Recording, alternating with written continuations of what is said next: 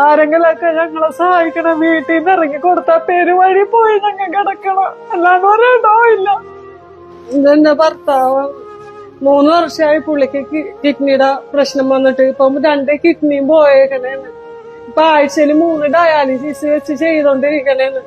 അത് ഇവിടെ ഒരു സർജറി കഴിഞ്ഞ് അത് ഇൻഫെക്ഷനായി, വയറിൽ ഇൻഫെക്ഷനായി, ബ്ലഡിൽ ഇൻഫെക്ഷനായി. ഇപ്പൊ 10-18 ദിവസം ആശുപത്രിക്ക് എടുത്തിട്ട് കൊണ്ടുവന്നതാണ്. വാടക വീടാണ്. 6-7 മാസത്തെ വാടക പെൻഡിങ്. 27 വർഷമായി കല്യാണം കഴിഞ്ഞിട്ട് മക്കളുമില്ല, നമുക്ക് ആരുമില്ല സഹായത്തിന്. ഇപ്പൊ ഇവിടുന്ന് വീട് മാറിക്കൊടുക്കണോന്ന് പറഞ്ഞെങ്ങനെ കൊണ്ട് അവിടെ പോകുന്ന എനിക്കറിയില്ല. ഈ മരുന്നുകളെല്ലാം നമുക്ക് എഴുതി തന്നേക്കണേന്ന് ഭയങ്കര വില കൂടിയ മരുന്നാണ്.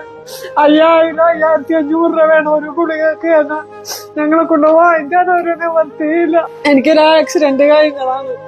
ആക്സിഡന്റ് കഴിഞ്ഞിട്ട് ഇവിടെയൊക്കെ സർജറി